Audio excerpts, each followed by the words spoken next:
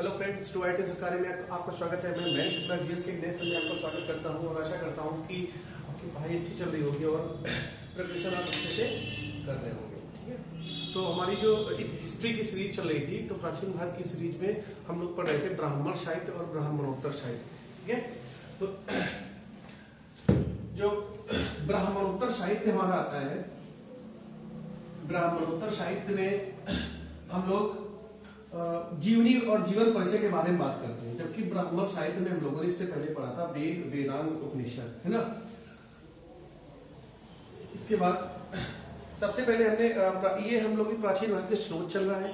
प्राचीन भारत के हमारे 3 स्रोत थे। 3 स्रोतों में कौन सा था? एक पुरातात्विक साहित्यिक, पहला स्रोत हमारा पुरातात्विक था, पुरातात्विक स्रोत था। ठीक है, दूसरा हमारा साहित्यिक स्रोत था, दूसरा हमारा साहित्यिक स्रोत था। ठीक है, और तीसरा हमारा विदेशी यात्रियों द्वारा विवरण। ठीक है, तो पुरातात्विक साहित्य स्रोत के अंतर्गत हम लोगों ने पढ़ा था अभिलेख, है ना। अभिलेख के बाद सिक्के के बाद मूर्तियां के बाद स्मारक, चित्रकला, है ना, चित्रकला और इतनी जो स्मारक वगैरह शैलियां वगैरह थी। तो ये चीज हम लोगों ने पढ़ी थी पुरातात्विक स्रोत के अंतर्गत। अब पुरातात्विक स्रोत के अंतर्गत थोड़ी सी ब्रीफ डिटेल ये आती है कि अभिलेख होते क्या है। ठीक है, तो प्राचीन भारत के जो अभिलेख मिला करते थे, जो अभी तक मिले हैं, तो वो पाषाण शिलाओं में मिले हैं, है ना। पाषाण शिलाओं में लिखे मिले हैं, मूर्तियों में लिखे मिले हैं और भवनों में लिखे हुए मिले हैं। इसके बाद सर्वाधिक प्राचीन अभिलेख मध्य एशिया का बोगचकोई है। सबसे पुराना जो अभिलेख मिला है अभी तक पुरातात्विक स्रोत के अंतर्गत, वो मध्य एशिया का बोगचकोई अभिलेख मिला है। ठीक है, ये लगभग 1400 ईसा पूर्व पहले का है। जो बोगचकोई अभिलेख है वो 1400 ईसा पूर्व पहले का है और इसमें हमारे इंद्र, है ना, इंद्र हो गया, मित्र, वरुण आदि देवताओं के चित्र बने थे। तो अगर भारत की बात करें, ये तो पूरे विश्व के हो गए, पूरे विश्व में सबसे पुराना अभिलेख है बोगचकोई का, जो 1400 ईसा पूर्व मध्य एशिया से मिला था। अगर हम भारत की बात करें तो भारत में अभिलेखों की खोज सबसे पहले अशोक ने की थी और अशोक ने यह खोज लगभग 300 ईसा पूर्व में की। अशोक, आप लोगों ने अशोक का नाम सुना होगा। तो अशोक ने जो अभिलेख खोजे थे वो इनके 14 शिलालेख है। अशोक कितने हैं? 14। ठीक है, इसमें इन्होंने जेम्स प्रिंसेप का साथ लिया था। जेम्स प्रिंसेप और टी पेंथिलर नामक 2 व्यक्तियों ने इसकी खोज की थी और अशोक ने इसका सर्वप्रथम जीर्णोद्धार कराया। और अशोक की कुछ शिलालेख है, जैसे मास्की हो गया, गुर्जरा हो गया, निट्टूर हो गया और उद्गोलम हो गया। मास्की, गुर्जरा, निट्टूर और उद्गोलम, ये इन अभिलेखों में अशोक का नाम अशोक दिया गया है। जबकि पुराण जो हम लोगों ने पढ़े हैं अभी तक, पुराण कितने 18, तो पुराणों में अशोक को अशोक नहीं कहा गया है, अशोक को अशोक वर्धन कहा गया है। ये बात याद रखना, अशोक का नाम अशोक मिलता है मास्की, गुर्जरा, निट्टूर और उद्गोलम नामक अभिलेख में मिलता है।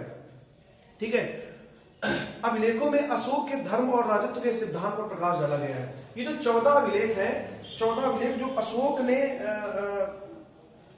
प्रचलित किए हैं, उसमें अशोक के धर्म और राजत्व का सिद्धांत देखने को मिलता है।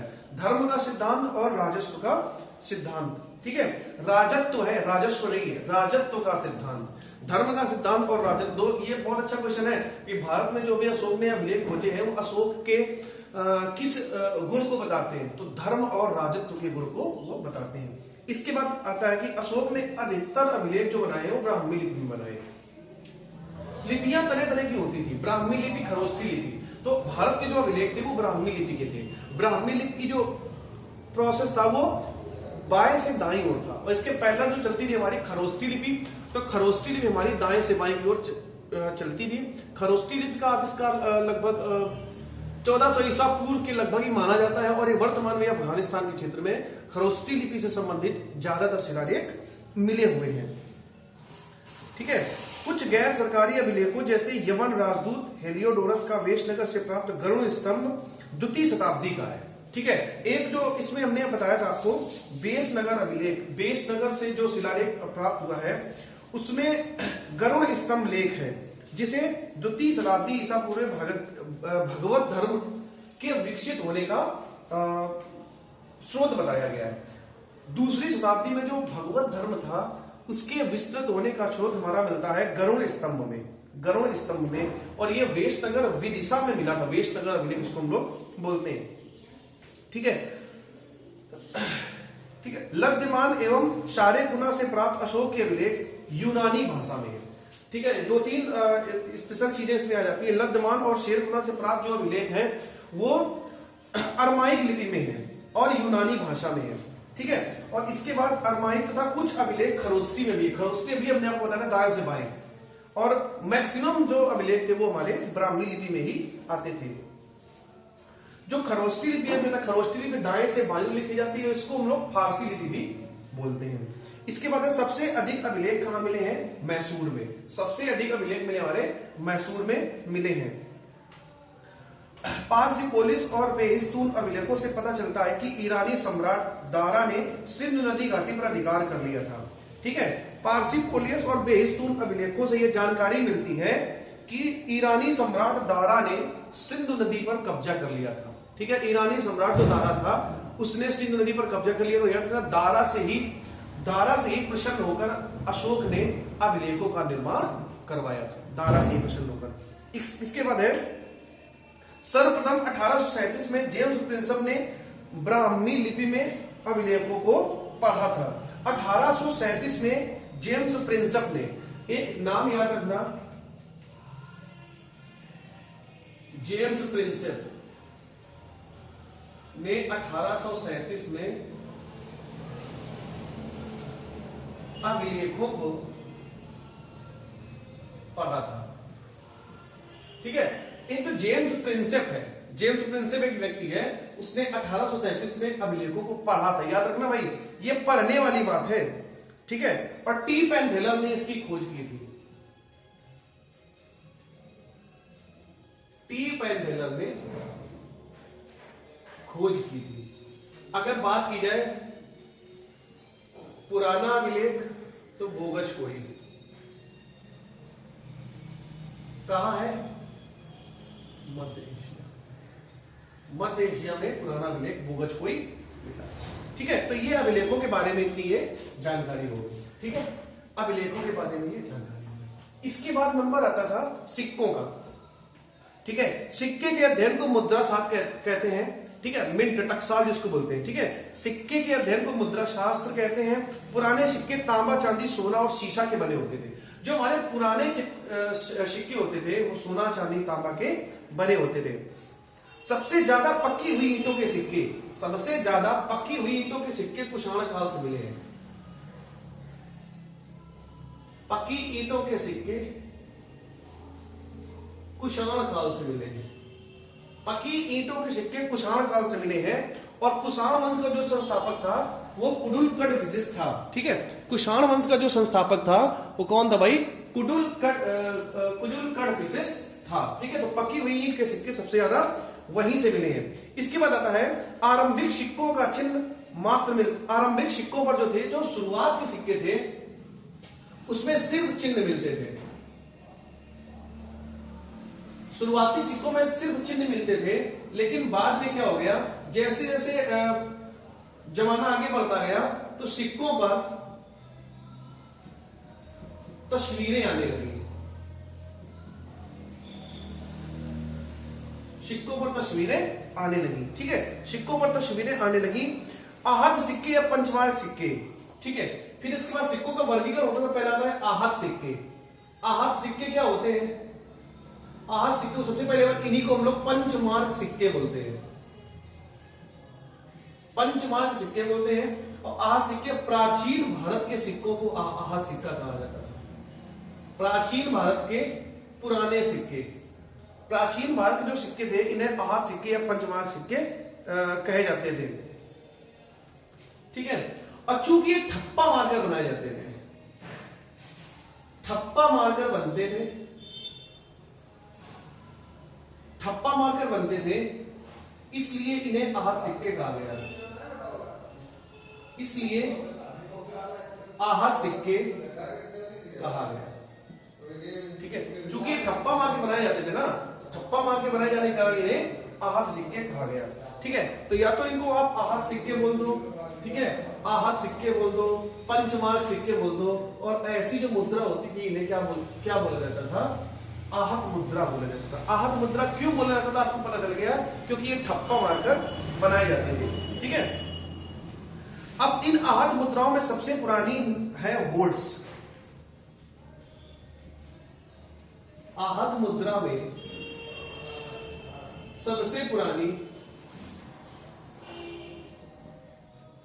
सबसे पुरानी होल्ड्स है। आहत मुद्रा में सबसे पुराना क्या है, तो आहत मुद्रा में सबसे पुरानी मुद्रा है वो होल्ड्स है। ठीक है, और ये होल्ड्स कहां मिली थी, होल्ड्स है जो उत्तर प्रदेश के मगध में मिली। उत्तर प्रदेश के मगध में मिली थी। ठीक है, उत्तर प्रदेश के मगध में मिली थी। आरंभिक सिक्के अधिकतर चांदी के होते थे, जबकि तांबे के सिक्के बहुत कम थे। आधुनिक सिक्के काहे के बने होते थे, चांदी के थे। आधुनिक सिक्के काहे के बने होते थे, चांदी के थे। चांदी के बने होते थे, आधुनिक सिक्के चांदी के बने होते थे। ठीक है, और तांबे के होते सबसे कम मात्रा में किसके से थे, तांबे के। सबसे कम मात्रा में तांबे के सिक्के। ठीक है, सबसे कम मात्रा में तांबे के सिक्के मिले थे।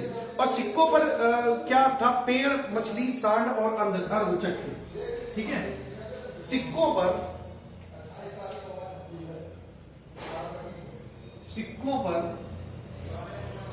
पेड़, मछली, अर्धचंद्र आदि बने होते थे। आदि बने होते, पेड़ों पर, सिक्कों पर पेड़, मछली, अर्धचंद्र आदि बने होते थे। ठीक है, सबसे ज्यादा सिक्के मौर्योत्तर काल में मिले थे। ये भी इंपॉर्टेंट क्वेश्चन है। सबसे ज्यादा सिक्के मौर्योत्तर काल में मिले। सबसे ज्यादा सिक्के मौर्योत्तर काल में मिले थे। सबसे ज्यादा सिक्के कहां मिले थे भाई, मौर्योत्तर काल में मिले थे, जो चांदी, तांबा,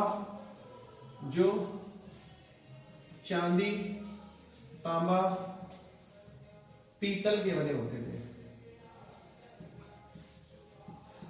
पीतल के बने होते। ठीक है, जो चांदी, तांबा, पीतल के बने होते थे। तो सबसे ज्यादा जो सिक्कों के बारे में आपको ये जानकारी हुई कि जो सिक्के थे उनके सिक्के के अध्ययन को मुद्रा शास्त्र कहते हैं। और प्राचीन समय में सबसे ज्यादा सिक्के चांदी के होते थे। तांबे के सिक्कों का प्रचलन इतना बहुत सीमित मात्रा में था। और जो प्राचीन सिक्के थे वो हमारे आहत सिक्के या पंचमार्ग सिक्के कहे जाते थे। इनको आहत सिक्के क्यों कहा जाता था या पंचमार्ग सिक्के क्यों कहा जाता था, क्योंकि इनको ठप्पा मारकर बनाया जाता था। ठप्पा मारकर बनाया जाता था, इसलिए इनको ठप्पा मुद्रा भी कहा गया, आहत मुद्रा भी कहा गया। और आगे चलकर जब चांदी और तांबा का थोड़ा प्रचलन कम हो गया तो पक्की हुई ईंटों के सिक्के भी बनाए जाने लगे। पक्की हुई ईंटों के सिक्के, सबसे ज्यादा सिक्के कुषाण वंश में बनाए गए थे, कुषाण वंश में। और अगर कोई प्रश्न ये पूछा जाता है कि सबसे ज्यादा सिक्के किस काल में बनाए गए थे, तो आपका आंसर होगा मौर्योत्तर काल में सबसे ज्यादा सिक्के बनाए गए थे, है ना। और सबसे पुरानी मुद्रा जो थी वो होल्ड्स थी। सबसे पुरानी आहत मुद्रा क्या थी, होल्ड्स थी, जो उत्तर प्रदेश के मगध प्रांत के अंतर्गत मिली थी। ठीक है, मगध प्रांत के अंतर्गत मिली थी। इसके बाद है, उन सिक्कों पर निशान काहे के बने होते थे, तो सिक्कों पर निशान होते थे पेड़, मछली, सांप, अर्धचंद्र आदि के बने होते थे। ठीक है, सातवाहनों ने शीशे के तथा गुप्त शासकों ने सोने के सिक्के, इंपॉर्टेंट है, सातवाहनों ने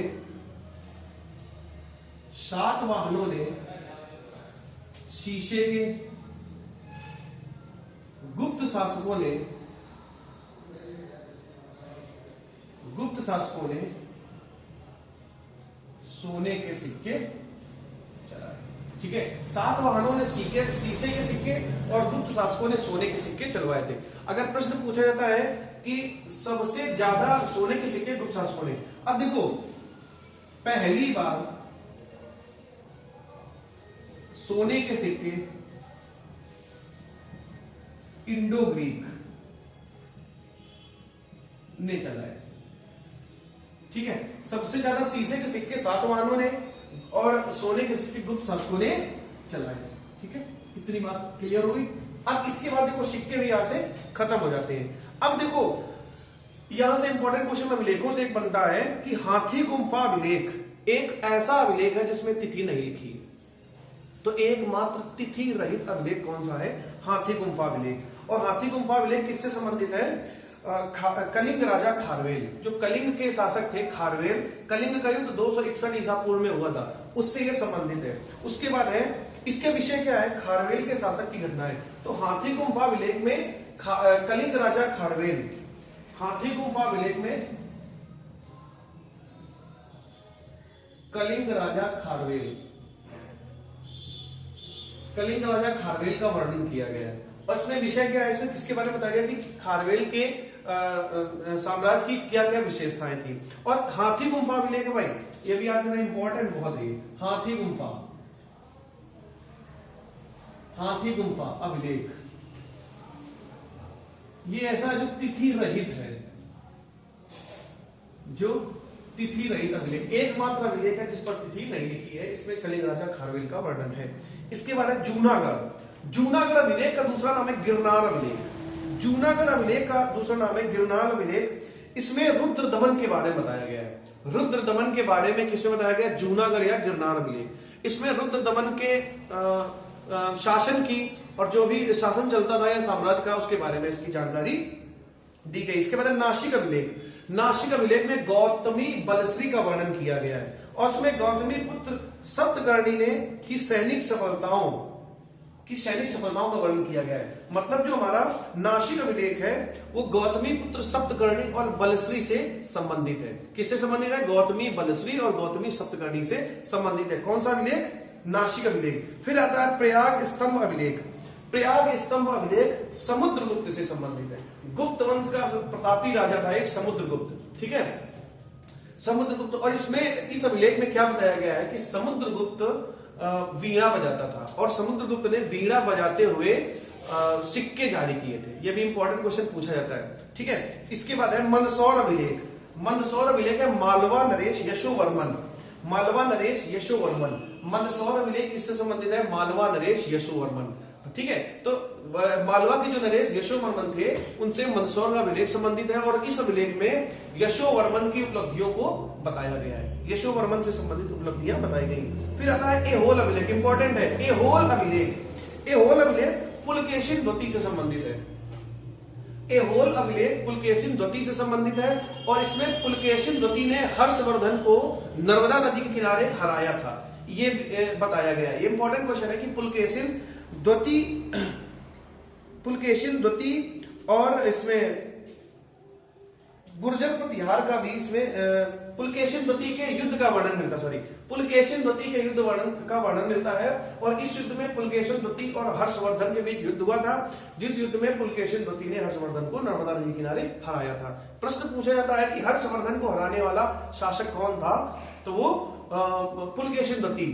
किस बारे में जानकारी मिलती है? तो एहोल अभिलेख में इसकी जानकारी मिलती है। इसके बाद आता है ग्वालियर अभिलेख। ग्वालियर अभिलेख है प्रतिहार नरेश भोज। ठीक है, प्रतिहार नरेश भोज से संबंधित है। इसमें गुर्जर प्रतिहारों के बारे में वर्णन मिलता है। याद रखना, ग्वालियर अभिलेख है प्रतिहार नरेश भोज। ग्वालियर अभिलेख किससे संबंधित है? प्रतिहार नरेश भोज। ये वही राजा भोज है जिन्होंने आगे चलकर भोपाल बनाया था। इसके बाद है भीतरी या जूनागढ़ अभिलेख। भीतरी अभिलेख या जूनागढ़ अभिलेख। इंपॉर्टेंट क्वेश्चन ये आता है कि जो जूनागढ़ अभिलेख है इसका दूसरा नाम क्या है? भीतरी अभिलेख। जूनागढ़ अभिलेख संबंधित है स्कंदगुप्त से। स्कंदगुप्त से इसमें स्कंदगुप्त के जीवन की अनेक चीजों का वर्णन मिलता है। स्कंदगुप्त ने अपने राज्य पाठ में क्या किया था और क्या क्या इसने नियम बनाए थे या इसने शासन कैसे किया था, इसका वर्णन मिलता है जूनागढ़ अभिलेख। फिर है देवपाड़ा अभिलेख। देवपाड़ा अभिलेख संबंधित है विजयसेन से। विजयसेन से तो विजयसेन के शासन की महत्वपूर्ण घटनाएं इसमें वर्णित है। तो ये तुम्हारे अभिलेख और सिक्के आ जाते हैं। ठीक है, अभिलेख और सिक्के आ जाते हैं। अब यहां से अगर प्रश्न पूछा गया कि भाई एहोल अभिलेख किससे संबंधित है? एहोल अभिलेख किससे संबंधित है? दूसरा प्रश्न आ गया ग्वालियर अभिलेख किससे संबंधित है? ग्वालियर अभिलेख, ग्वालियर अभिलेख किससे संबंधित है? इसके बाद आ गया मंदसौर अभिलेख किससे संबंधित है? मंदसौर अभिलेख किससे संबंधित है? फिर यहां प्रश्न बन गया गिरनार अभिलेख किससे संबंधित है?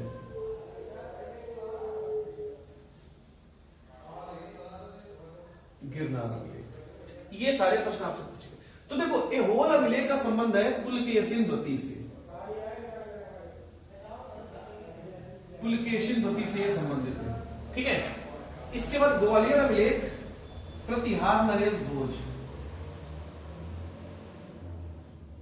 प्रतिहार नरेश भोज। इसके बाद मंदसौर अभिलेख, ठीक है, मंदसौर अभिलेख है मालवा नरेश यशोवर्मन, यशोवर्मन कहां के है भाई? मालवा के शासक, ठीक है। इसके बाद आ जाता है अपना गिरनार अभिलेख, गिरनार अभिलेख। तो गिरनार अभिलेख संबंधित है रुद्रदमन, रुद्रदमन, इसी को लोग बोलते हैं जूनागढ़, जूनागढ़, ठीक है। तो ऐसे प्रश्न आपसे पूछे जाते हैं, ठीक है। तो ग्वालियर नरेश, प्रतिहार नरेश यशोवर्मन, ठीक है, सॉरी प्रतिहार नरेश भोज, मंदसौर अभिलेख है मालवा नरेश यशोवर्मन। ये प्रश्न आपसे पूछे। अब इसके बाद आता है स्मारक एवं भवन। स्मारक एवं भवन है तो प्राचीन काल में महलों एवं मंदिरों की शैली, जो प्राचीन काल के महल और मंदिर थे वो वास्तुकला पर निर्भर थी, वास्तुकला पर डिपेंड थी। अब देखो वास्तुकला दो प्रकार की थी, कौन थी? एक थी अपना आ जाती थी वेसर शैली और एक द्रविड़ शैली, नागर शैली और द्रविड़ शैली, वेसर शैली।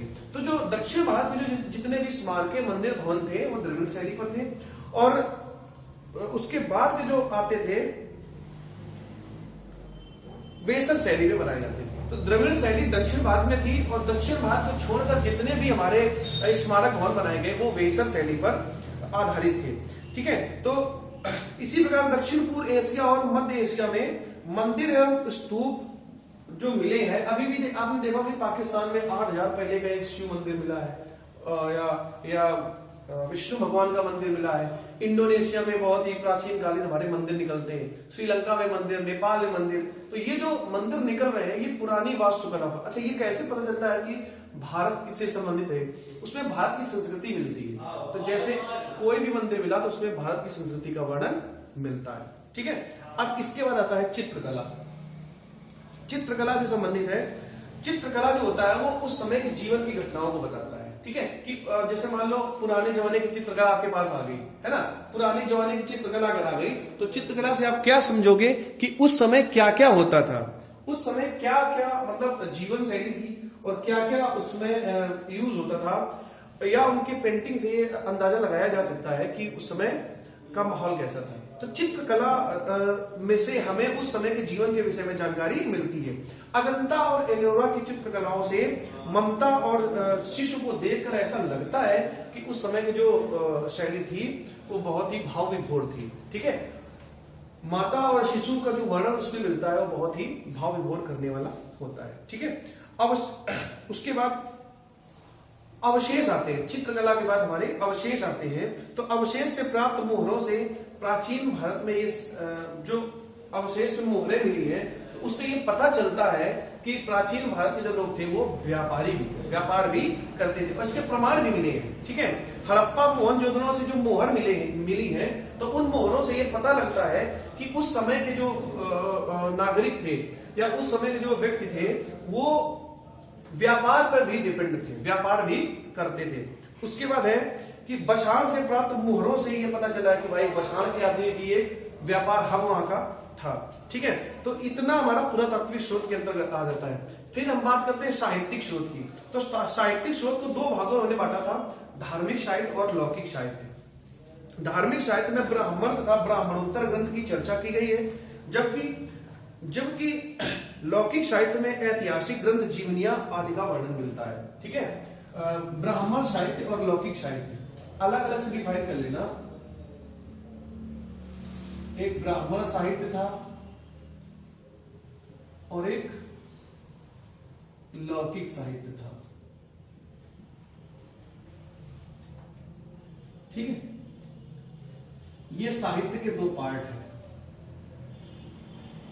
साहित्य के दो पार्ट, ब्राह्मण साहित्य और लौकिक साहित्य। ब्राह्मण साहित्य में हम लोग चर्चा करते थे,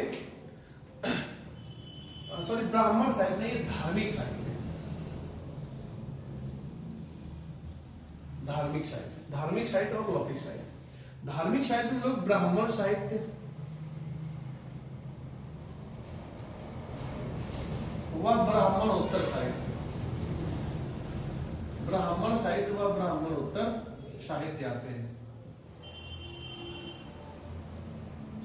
ब्राह्मण साहित्य व ब्राह्मणोत्तर साहित्य आते हैं। ठीक है, जो धार्मिक साहित्य है इसके अंतर्गत ब्राह्मण साहित्य और ब्राह्मणोत्तर साहित्य आते हैं।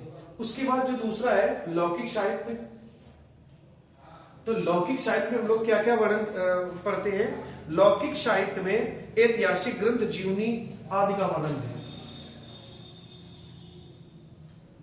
ऐतिहासिक ग्रंथ, जीवनी आदि का वर्णन है। ऐतिहासिक ग्रंथ, जीवनी आदि का वर्णन है। ठीक है, तो ऐतिहासिक ग्रंथ, जीवनी काहे में आते हैं? लौकिक साहित्य में। ब्राह्मण और ब्राह्मणोत्तर साहित्य में धार्मिक साहित्य के अंतर्गत ही आते हैं। ठीक है, अब धार्मिक साहित्य को हम लोग जब आगे पढ़ते हैं तो धार्मिक साहित्य के अंतर्गत ब्राह्मण और ब्राह्मणोत्तर साहित्य अलग अलग हो जाते हैं। ठीक है, ब्राह्मण साहित्य में हम लोग पढ़ते हैं वेद है ना, वेद चार है, ऋग्वेद, यजुर्वेद, सामवेद, अथर्ववेद। ऋग्वेद पढ़ने वाले को होत्र, यजुर्वेद पढ़ने वाले को अथर्वयु कहते हैं। इसके बाद है यजुर्वेद कर्म कांड वाला है ना, इसकी 5 शाखाएं हैं, काठक, कपिस्थल, मैत्रायणी, तैत्तरीय और वाजस्नेयी। ये 5 शाखाएं हैं हमारी यजुर्वेद की। फिर इसके बाद है यजुर्वेद के प्रमुख उपनिषद है कठोपनिषद है ना, श्वेतोपनिषद और मैत्रायणी, ये आपके यजुर्वेद के हैं। और यजुर्वेद गद्य और पद्य दोनों में लिखा जाता है, ये इसके लिए इंपॉर्टेंट चीज आ जाती है। फिर सामवेद है, सामवेद हमारा म्यूजिक से संबंधित है। सामवेद को हमारे भारतीय संगीत का जनक बोला जाता है। ठीक है, सामवेद को भारतीय संगीत का जनक बोला जाता है। ठीक है, वैदिक युग की जो सांस्कृतिक दशा थी, वैदिक युग की जो सांस्कृतिक दशा थी उसका स्रोत ऋग्वेद ही है। ऋग्वेद में 10 मंडल है ना, और 1028 सूक्तियां हैं। तो 10 मंडल में पहला मंडल और 10वां मंडल, 10 मंडल में पहला मंडल और 10वां मंडल हमारा सबसे आखिरी जोड़ा गया था। और तीसरे मंडल में सूर्य को समर्पित हमारा गायत्री मंत्र है, सूर्य को समर्पित गायत्री मंत्र है। और उसके बाद सूर्य को समर्पित हमारा गायत्री मंत्र है। और उसके बाद हमारा ये 10वें मंडल में है कि ब्राह्मण, क्षत्रिय, वैश्य, शूद्र मानव की चारों जातियों का बोध है। ठीक है, और उसमें उनके वैवाहिक जीवन के बारे में भी बताया गया। अगर आपसे पूछना है कि यज्ञ का उल्लेख किस वेद में है, तो ऋग्वेद में। अगर यज्ञ कराने की विधि का उल्लेख तो यजुर्वेद में है। ठीक है, ठीक है। अथर्ववेद की अगर बात होती है तो अथर्ववेद में 731 सूत्र, 20 अध्याय और 6000 मंत्र है। 731 सूत्र, 20 अध्याय और 6000 मंत्र है। इसमें जादू, टोना, वशीकरण आदि का वर्णन किया गया। अथर्ववेद का एकमात्र ब्राह्मण साहित्य गोपद है। तो ठीक है, तो अब देखो जब 4 वेद हैं, 4 वेद के जो ब्राह्मण साहित्य वो कौन कौन से? ऋग्वेद का है ऐतरेय ब्राह्मण और कौशितकी। ऋग्वेद में ब्राह्मण आते हैं ऐतरेय ब्राह्मण और कौशितकी को ही संखानद बोलते हैं। यजुर्वेद में शतपथ एवं तैत्तरीय आते हैं। सामवेद में पंचविश आते हैं और अथर्ववेद में गोपद आता है। अथर्ववेद में गोपद ब्राह्मण आते हैं। इसके बाद हमने आपको आरण्यक बताया था। आरण्यक मतलब है कि जो रहस्यमयी विषयों पर आधारित होते हैं और जो जंगलों में लिखे जाते हैं वो आरण्यक कहलाते हैं। ठीक है, जो जंगलों में लिखे जाते हैं वो आरण्यक कहलाते हैं। इसके बाद है उपनिषद। उपनिषद 108 है, 108 उपनिषद है, लेकिन जो मतलब माने गए वो 12 ही माने गए। ठीक है, उपनिषद तो मैं अर्थ होता है समीप आकर बैठना। उपनिषद की शिक्षा को गुरु के समीप आकर बैठ के ली जाती है। इसके बाद है वेदांग। वेदांग 6 वेद 4 होते हैं, वेदांग 6 होते हैं। कौन कौन से? शिक्षा, कल्प, व्याकरण, निरुक्त, ज्योतिष एवं छंद। ठीक है, इसके बाद आता है शिक्षा। वैदिक स्वरों में शुद्ध उच्चारण शिक्षा कहलाती थी। कल्प, जिसमें विधि एवं नियम बताए गए थे, वे कल्प है। इसके बाद व्याकरण, जिसमें नाम धातुओं उपसर्ग प्रत्यय का प्रयोग हो, व्याकरण था। निरुक्त, इसमें क्या होता था? ये एक प्रकार का भाषा विज्ञान था निरुक्त। उसके बाद छंद, वैदिक साहित्य में गायत्री, जप्ति, वृहति आदि छंदों का प्रयोग होता है। ठीक है। ज्योतिष, इसमें ज्योतिष शास्त्र के बारे में बताया गया। ये 6 आपके वेदांग हैं। फिर आता है सूत्र, वैदिक साहित्य को बनाए रखने के लिए सूत्र साहित्य का प्रयोग किया जाता है। ठीक है। तो ये साहित्य की बात हो गई। श्रांत सूत्र, ग्रह सूत्र, धर्म सूत्र, 3 प्रकार के हमारे सूत्र होते हैं। ठीक है। इसके बाद उपवेद, उपवेद हमारे 4 हैं, आयुर्वेद, धनुर्वेद, गंधर्ववेद तथा शिल्पवेद। ये 4 हमारे उपवेद। स्मृतियां, सबसे पुरानी स्मृति हमारी मनुस्मृति है। महाकाव्य, 2 महाकाव्य हैं, रामायण और महाभारत। महाभारत का पुराना नाम जय संहिता था। ठीक है। महाभारत की रचना वेद व्यास और रामायण की रचना महर्षि वाल्मीकि ने की थी। ठीक है। तो ये हमारी एक तरह से पूरी रिवीजन क्लास थी। अभी तक हमने प्राचीन भारत में जितना भी पढ़ा था डिटेल वाइज, इसका हमने इस वीडियो में पूरा रिवीजन कर लिया है। ठीक है।